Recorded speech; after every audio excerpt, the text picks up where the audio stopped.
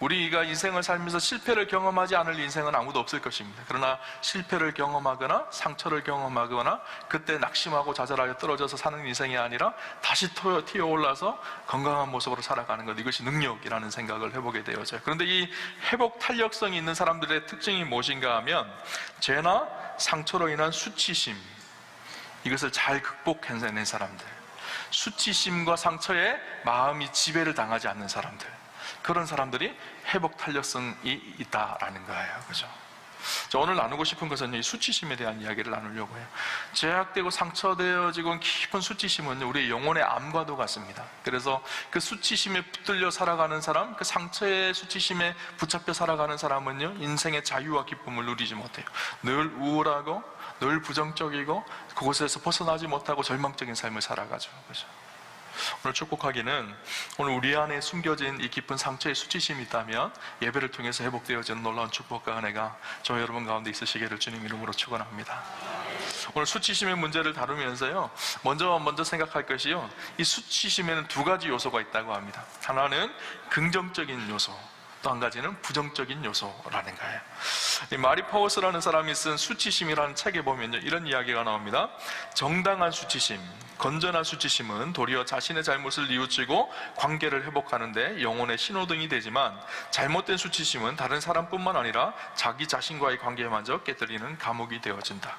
건강한 수치심이 있고 부정적인 수치심이 있다라는 거예요. 그런데 긍정적인 수치심, 건강한 수치심은 우리의 영혼을 회복하게 하고 우리의 영혼이 가야 될 방향을 올바르게 제시하는 신호등과 같고, 반면에 부정적인 수치심은 강박주의, 완벽주의, 열등감, 성격장애와 같은 우리 안에 뭔가 정서적 질병을 만들어내는 일이 되어진다라는 거예요. 여러분, 무슨 수치심에 긍정적인 요소가 있을까요? 그런 어떤 분은 그렇게 생각할지 모르겠어요. 그런데 여러분, 세상에요, 수치심을 가진 것은 사람들밖에 없어요. 짐승들은 수치심이 없습니다. 개나 돼지나 동물들은요, 수치심이 없어요. 그래서 개들은 지나가면서 이렇게 변을 보고 싶으면 길거리 아무데나 변을 봅니다. 그럼에도 불구하고 전혀 수치스러워하지 않죠. 그죠? 사람은요, 수치심이 있기 때문에 내가 하고 싶은 대로 못해요. 그죠? 이 수치심은요, 그래서 건강한 수치심이 우리 안에 필요한 것이죠. 건강한 수치심은요, 우리를 겸손하게 만듭니다. 큰 죄와 타락에서 우리를 건져내게 하는 것도 건강한 수치심이죠. 그런데 또 한 가지 수치심이 있어요. 이것은 부정적인 요소를 말하는 수치심입니다. 과거의 큰 상처나 아픔으로, 큰 수치스러움으로 그 수치심이 내 뼛속까지 깊이 새겨져서 늘 모든 것을 보는 것을 부정적이고 하나님이 주시는 자유와 행복을 누리지 못하는, 우리를 감옥에 가두어 버리는 부정적인 수치심이 있습니다. 그래서 한 심리학자는 이 부정적인 수치심에 대해서 이렇게 얘기했습니다. 어두움과 그늘 아래에 메말라가는 화초와 같다. 그 부정적인 수치심에 잡혀져 있는 사람, 그 상처에 잡혀져 있는 사람은 어둠 속에 그늘 아래에서 메말라가는 화초와 같다라는 거예요. 지금은 그럴싸하게 보이지만 곧 말라서 시들어 죽게 되어진다라는 거예요. 그래서 이 부정적인 수치심에 갇혀져 있는 사람들의 특징이 있다고 합니다. 매사에 불만과 불평이 가득하다는 거예요. 그래서 이런 얘기를 하더라고요. 그런 사람들은 어떤 특징이 있는가 하면, 누가 조언을 하면 비난으로 받아들입니다. 조언을 하는데도 비난으로 받아들인다는 거예요. 의견이 안 맞으면 딴지 거는 것으로 생각합니다. 의문을 제기하면 의심하는 것으로 생각을 하고요, 누가 도움을 주면 자신을 동정한다고 생각합니다. 전혀 긍정적인 마음이 없는 것이죠. 칭찬을 해주면 의도적으로 장깨를 부린다고, 칭찬을 해주는 이유와 목적이 있다라고 생각한다는 거예요. 어딘가에 쉽게 중독되거나 사람을 늘 피해 다니거나 실패를 극도로 두려워하거나 쉽게 상처받고 화가 나는 사람들의 특징이 마음속의 부정적인 수치심의 감정을 해결하지 못한 사람들의 특징이라는 거예요. 이런 사람들 안에 우울감이 찾아오고 이 사람들의 삶이 늘 불행하다고 스스로 생각을 합니다.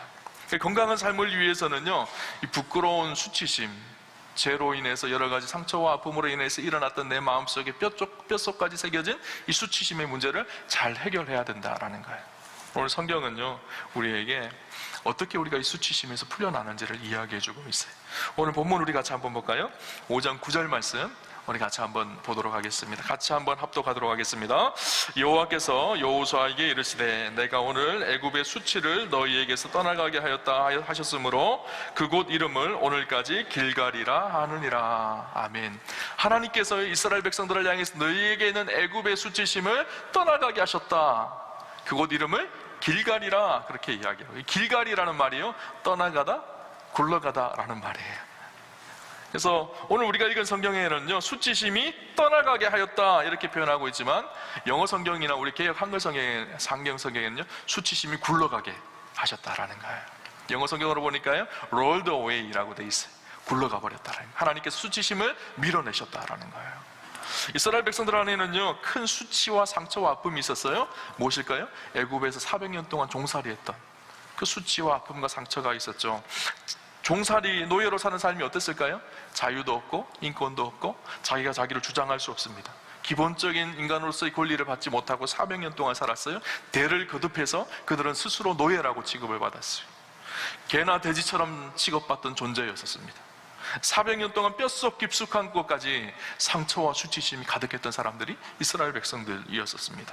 스스로 생각하기에 나는 별 볼 일 없는 인생이고 아무것도 아닌 그런 인생, 개나 돼지처럼 짐승같이 여겨졌던 인생이라고 그들은 생각하며 400년의 세월을 보냈어요. 뼛속 깊숙한 곳까지 애굽에서의 삶이 상처였고 수치심이었었어요. 그런데 하나님께서 그들을 출애굽하게 하셨죠. 광야 40년을 보내고 약속의 땅 가나안에 들어가게 하셨어요. 그러면서 하나님께서 이제 정복 전쟁을 앞두고 있는 그들을 향해서 뭐라고 말씀하시는가 하면, 길갈에서 할례를 행하라는 거예요. 할례가 여러분 어떤 것인지 잘 알죠? 남성의 성기의 표피를 잘라내는 거예요. 수술을 하는 일이거든요. 여러분 생각해 보세요. 하나님께서 할례를 행하라고 하셨는데, 할례를 행하라고 하신 하나님의 이 말씀이 이성적으로 타당하지 않은 말씀이에요. 이제 전쟁을 해야 돼요. 전쟁을 하게 되려면 없던 힘도 길러야 되잖아요, 그죠? 그런데 수술을 하고 일주일 동안 아무것도 할 수 없는 그 상태로 접어들어가는 거예요. 전쟁 적군들이 언제 침범할지 모르는 그런 위기 상황이 이스라엘 백성들에게 어떻게 닥칠지 몰라요. 실제로 창세기 34장에 우리가 잘 아는 사건이 있습니다. 야곱의 가족들이 세겜에 머물게 되었을 때, 야곱의 딸 디나가 세겜의 사람들에게 강간을 당하잖아요.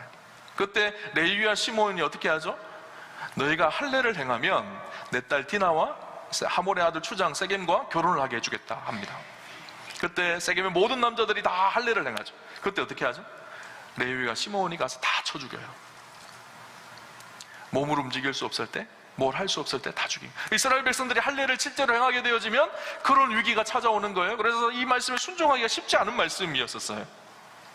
그리고 오늘 성경 1절을 보면요, 가나안 사람들이 이미 하나님께서 이 광야세를 지나면서 전쟁에 승리하게 한 그 소문을 들었어요. 그들의 마음이 녹아졌다라고 그렇게 성경을 기록합니다. 정신이 잃을 정도라는 거예요. 기세가 꺾였다라는 거예요. 기세가 꺾였으면, 가나안의 사람들의 기세가 꺾였으면 이제 어떻게 해야 될까요? 기세가 있을 때 전쟁을 해야죠, 그죠? 근데 하나님께서 잠깐 멈추라는 거예요. 이대로 돌진해서 들어가면 전쟁에 승리할 확률이 높은데 멈추라는 거예요. 스톱하라는 거예요. 그리고 할례를 행하라는 거예요. 이해될 수 없는 일을 하나님께서 약속하셨죠.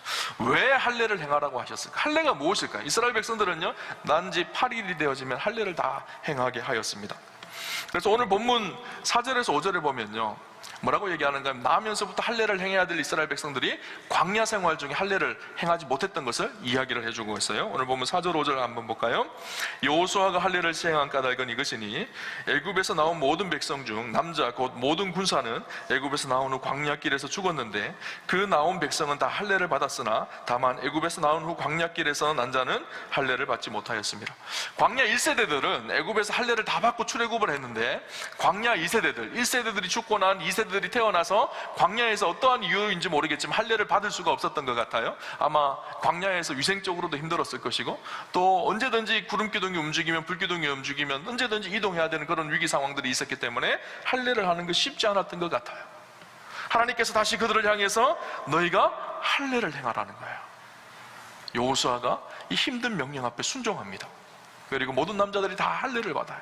근데 놀라운 일이요, 할례를 받고 회복되어지는 기간에 육신의 연약함도 회복되어졌을 뿐만 아니라 애굽에서의 수치심도 하나님께서 떠나가게 하시는 축복이 있었다라는 거예요.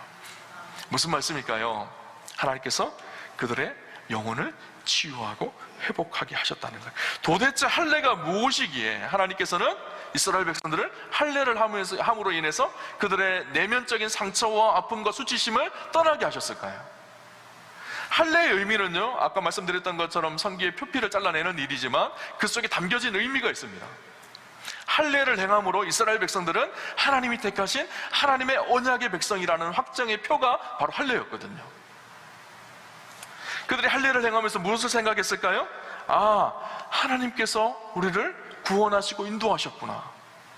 우리가 저 애굽의 종으로 살았지만 더 이상 애굽의 종이 아니라 하나님이 택하신 하나님의 백성이구나. 이 사인이 할례예요. 그죠?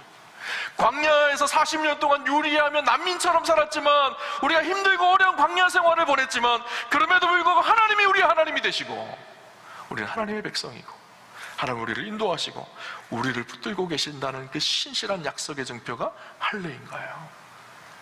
그들이 할례를 받으면서 그것을 알게 되어졌을 거예요. 아, 하나님이 우리를 사랑하시는구나. 하나님이 우리를 택하셨구나. 하나님이 우리의 하나님 되시는구나. 하나님께서 우리를 인도하시겠구나. 그들이요, 지금 몸은 가나안에 가까워왔습니다. 이제 가나안 정복전쟁을 곧 하게 되었어요. 그러나 아직까지 그들의 마음과 생각은요, 애굽에 갇혀서 벗어나지 못했어요. 그래서 우리가 잘 아는 것처럼 광야 40년 동안 이스라엘 백성들이 계속 원망하고 불평하잖아요. 하나님의 임재와 하나님의 영광과 하나님의 일하심을 날마다 경험하고 목도하고 있지만, 그럼에도 불구하고 그들 안에는요, 애굽의 수치심을 벗어버리지 못한 거예요. 애굽에서의 상처를 벗어버리지 못한 거예요. 그러니까 늘 원망하고 불평하고 있었어요. 하나님께서 약속의 땅 가나안에 들어가기 전에 먼저 하고 싶으신 것이 있으셨던 거예요. 무엇일까요? 그들의 수치심과 상처와 아픔을 걷어내는 일을 먼저 하고 싶으셨던 거예요. 그죠?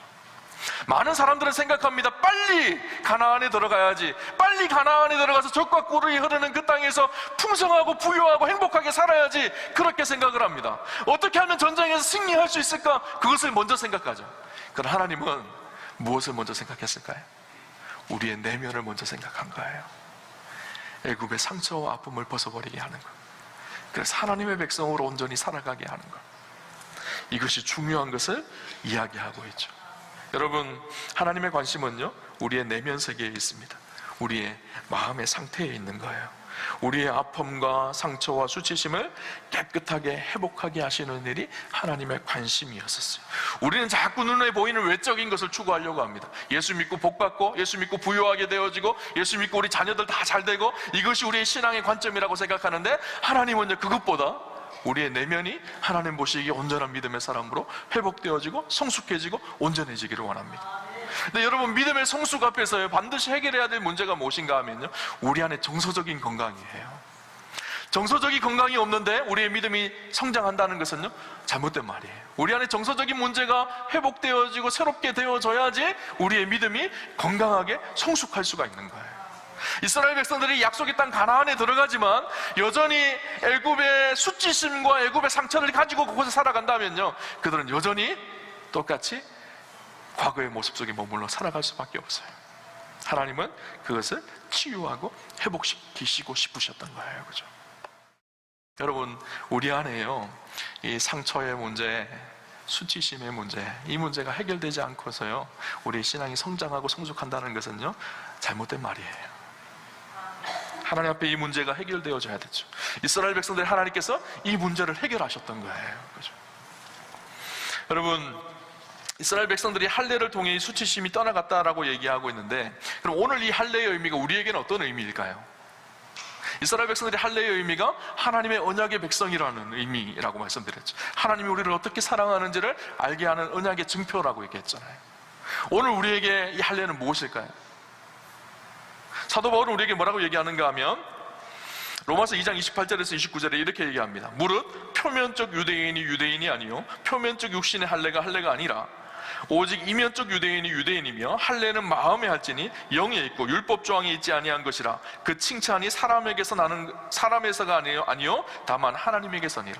사도 바울이 뭐라고 얘기하는가 하면요, 표면적 할례가 아니라는 거예요. 표면적 유대인이 유대인이 아니라는 거예요. 이면적 유대인, 마음으로 하는 할례가 있는 사람, 마음으로 그 마음 속에 예수 그리스도의 흔적이 있고 십자가의 흔적이 있는 사람, 십자가의 사랑의 경험이 있는 그 사람, 그것이 이면적 유대인, 그 사람이 진짜 할례 받은 사람이라고 이야기하고 있어요. 그렇죠? 그렇다면 이 의미가 무엇이죠?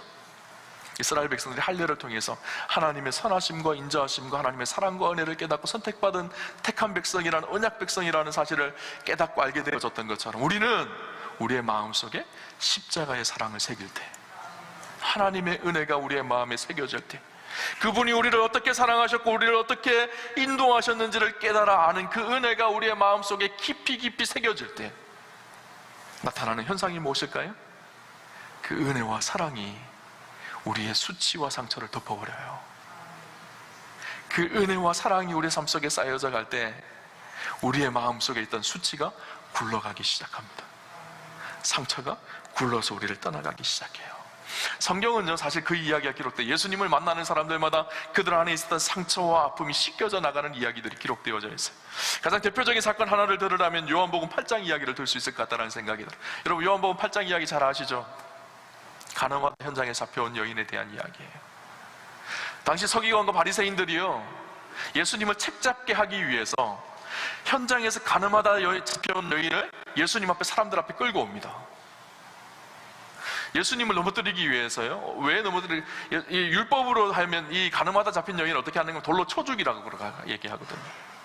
예수님 돌로 쳐 죽인다 그러면 로마법을 어기는 것이고요, 돌로 쳐 죽이면 안 된다라고 하면 율법을 어기는 거예요. 그래서 예수님을 넘어뜨리게 하기 위해서 바리새인과 서기관들이 이 여인을 데리고 왔어요. 성경이 뭐라고 기록하는가 하면 요한복음 8장 4절에서 5절 보면 예수께 말하되 선생이여, 이 여자가 가늠하다 현장에 잡혔나이다. 모세는 율법에 이러한 여자를 돌로 치라 명하였거니와 선생은 어떻게 말하겠나이까? 어떻게 말하겠습니까 예수님? 이렇게 말하고 있죠. 그럼 이 여인의 입장에서 한번 생각해 봅시다. 가늠하다 현장에 잡혔어요. 수치스럽게 벌거벗겨져서 그곳에 끌려왔어요. 수많은 사람들이 자기의 죄됨을 쳐다보고 있어요. 특이한 것이요, 그럼 가늠을 혼자 하는 건가요? 아니잖아요, 그죠? 남자는 어디 갔나요? 성경에 남자는 빠져 있어요. 아마 그런 수치심도 모르는 그런 남자였을지 모르겠어요. 그런데 이 여인이 사람들 앞에 끌려와서 온갖 수모와 수치심을 다 당합니다. 예수님께서 이 여인에게 어떻게 하셨을까요? 땅에 글을 쓰기 시작했어요. 무슨 글을 썼는지 성경은 나오지 않아요. 그러나 예수님께서 권위 있는 말씀으로 말씀하십니다. 너희 중에 죄 없는 자가 돌로 쳐라, 그렇게 말씀하세요. 그 말 앞에 모든 사람들이 다 숙연해지고 그 여인을 다 떠나갑니다. 근데 중요한 것은요, 그 다음이에요. 요한복음 8장 10절을 보면 이렇게 기록하죠. 예수께서 일어나사 여자 외에 아무도 없는 것을 보시고 이르시되 여자여, 너를 고발하던 그들이 어디 있느냐? 너를 정죄한 자가 없느냐? 대답하되 주여 없나이다. 예수께서 이르시되 나도 너를 정죄하지 아니하노니 가서 다시는 죄를 범하지 말라. 참 감동이라는 생각이 들었어요. 수치를 당하고 모욕감을 당하고 상처와 아픔이 가득했을 이 여인을 예수님께서 품으시고 안으세요. 사람들은 그 순간적인 상황을 모면하면 된다고 생각을 하죠. 그러나 예수님 그렇지 않으셨어요. 그 여인을 품고 안으시고 그 여인의 상처를 치유하고 내가 다시는 제 자리에 들어가지 마라, 그렇게 예수님께서 권면하시죠. 주님, 우리의 상처와 아픔을 끌어안으시고 우리를 위로하시고 우리를 회복하시는 분이 하나님이세요. 여러분, 사단은요, 끊임없이 우리를 이 수치심으로 고발하게 하려고 합니다. 이 수치심 때문에 무너지게 하려고 해요. 야, 너까지 인생이 뭐라고? 네가 교회 다니면 다야? 네가 죄 짓는 거 날마다 봐. 과거의 너의 삶을 봐. 과거의 너의 아픔과 상처를 봐. 거기서 헤어나지 못하게 만드는 것이 사단이 하는 일이에요. 그러니까 주님은 우리를 늘 품으시고 안으시고 덮으세요. 저도 마찬가지예요. 여러분 보시기에 저는 괜찮은 사람 같잖아요, 그렇죠? 여러분 앞에서 매주마다 설교하고 목사이고, 그런데요, 제 삶을 가만히 들여다보면요, 제 안에 있는 상처와 아픔과 연약함과 죄됨과 탐욕과 욕심과 수많은 것이 저를 마구마구 얽어싸고 있어요. 사단이 늘 고발합니다. 주일 설교하러 이 자리에 올 때마다요, 사실은 두렵고 떨림으로 서게 되어져요. 나 같은 사람이 뭐라고, 내가 설교할 수 있는 자격이 있나? 대우함교회 담임 목사로 살 수 있는 자격이 있나? 이런 생각이 늘 저를 지배해요. 그러면 위축이 되어져요. 아무것도 할 수 없을 것 같아요. 그런데요, 제가 이 자리에 설 수 있는 것이 무엇일까요? 하나님께서 은혜로 저를 덮으셨기 때문이에요. 십자가의 사랑으로 덮으셨기 때문이에요. 우리의 수치심을 하나님께서 감추어 주셨기 때문이에요. 그래서 우리가요, 하나님의 은혜 없이는 하루도 살 수 없는 것이 우리의 존재예요. 그렇죠? 사람들은요, 끊임없이 자기의 수치심을 감추기 위해서 무화과 잎으로 옷을 만들어 입어요. 그런데 이것이 잘 감추어지지 않아요. 왜 그럴까요? 햇볕만 내리쬐면요, 금방 말라버리거든요. 우리 인간이 하는 것이 그렇습니다. 우리의 수치심을 감추기 위해서 끊임없이 노력하지만 우리 인간의 힘으로 우리의 수치심을 감추지를 못해요. 그러나 예수님의 십자가에 보여 십자가의 은혜가 우리의 수치심을 덮어버리셨어요. 감추어 주셨어요. 우리를 용서하시고 우리를 새롭게 하셨어요. 갈라디아 3장 27절에 누구든지 그리스도와 합하기 위하여 세례를 받은 자는 그리스도로 옷 입었느니라. 예수 그리스도로 옷 입고 우리를 의롭게 여기시고 우리의 수치를 감추어 주신 것이죠. 누가복음 15장 말씀을 여러분 잘 아시죠? 탕자에 대한 이야기예요. 탕자가요, 아버지의 재산을 가지고 다 도망가서 호랑방탕하게 살다가 돼지치는 일을 하죠. 당시 돼지치는 일은요, 가장 더럽고 추한 일이었죠. 그리고 유대인들은 돼지는 부정한 짐승이었기 때문에 돼지 있는 곳에 가는 것 자체가 부정한 일이었어요. 인생이 가장 밑자락에 떨어져서 가장 수치스러운 모습을 가지고 있었던 탕자가요, 아버지 집으로 돌아옵니다. 아버지 집에 돌아왔을 때 아버지가 어떻게 하죠? 그를 안으시죠. 품으시죠. 그리고 했던 일이 무엇일까요? 수치스러운 그의 옷을 벗기시고 좋은 옷을 입히셔요. 아버지의 아들의 옷을 입히신 거예요. 그죠? 오늘 하나님의 은혜가요, 우리의 수치를 덮어버리고 하나님의 은혜의 옷을 입게 하셔서 하나님의 새로운 존재로 우리를 부르셨다라는 사실을 여러분 기억하셔야 돼요. 오늘 이 길갈이라는 말은, 이 길갈이라는 이름의 뜻이 아까 말씀드린 굴러갔다라는 뜻이잖아요. 때때로 우리 인생 가운데요, 너무나 큰 수치와 상처가 있으면요, 이 돌이 너무 커서 잘 안 굴러갈 때가 있어요.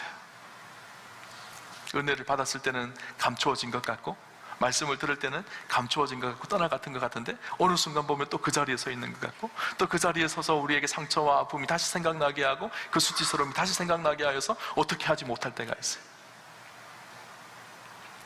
요즘에 여러분들이 기도해 주셔서 열심히 박사과정 수업을 듣고 있는데요, 최근에 들었던 수업이요, 용서와 화해라는 수업이었어요.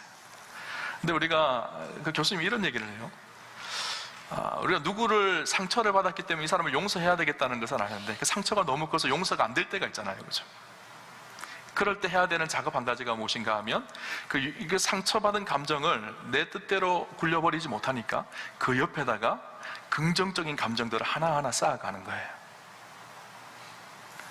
대치가 아니라, 다른 곳을 바꿔놓는 것이 아니라 상처받은 감정을 내 옆에 병치하는 거예요. 그냥 옆에다가 하나하나 긍정적인 감정을 쌓아가다 보면 어느 순간 그 긍정적인 감정이 잘못된 감정을 이기는 순간이 올 거예요.